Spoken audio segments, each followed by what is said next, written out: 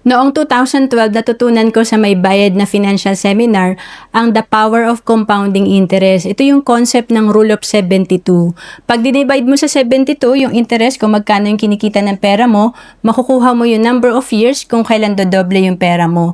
Kaya ang sample natin dito, kung nasa savings account or less than 1% ang kinikita ng ating pera per year, 72 divided by 0.25, nasa 288 years ang kailangan nating antayin bago dumoble yung pera natin. Kaya matagal talaga ang growth ng pera natin pag lahat ito ay nasa savings account lang. Importante matuto tayo mag-invest. Kaya nga kung may target tayo na ma-achieve natin ng 1 million, meron tayong sample dito kung nakakapag-invest ka ng 4,000 per month at nagawa mo to in 10 years, kung ito ay kumikita ng 12% on the average per year, meron kang projected fund na 920,155 after 10 years. And kung mas malaki ang naiipon mo at nai-invest, halimbawa 12,000 per month, in 5 years pa lang, pag ito ay na-invest mo, meron kang almost 1 million. Kaya kung naghahanap ka kung saan ka ba pwede magsimula mag-ipon at mag-invest, pwede ka sa Kaiser na sinimulan ko rin noong 2012.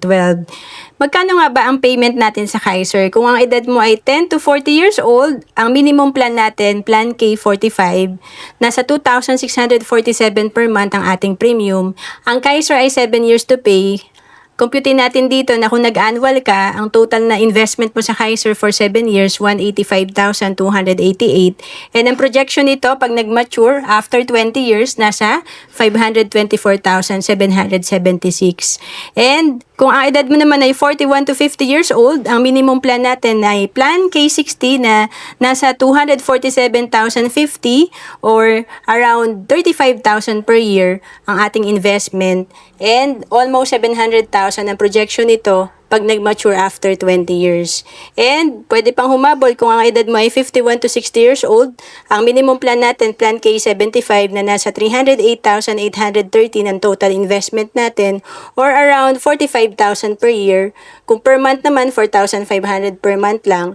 And ang maturity nito after 20 years, ang projection nasa 875,000. Ang Kaiser ay 3-in-1 na, kaya tinatawag namin na level 1 investing. Dito meron ka ng healthcare, life insurance at investment. Again, ito ay 7 years to pay lang, 20 years maturity. At kung OFW ka, pwede ka sa Kaiser. We have online application. To know more about Kaiser, message mo lang ako sa Facebook, Roan Celis Capistrano, or email me at roan.capistrano@gmail.com.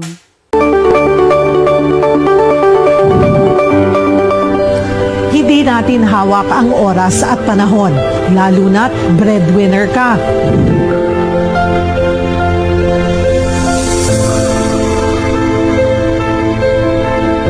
Paano kung magkasakit?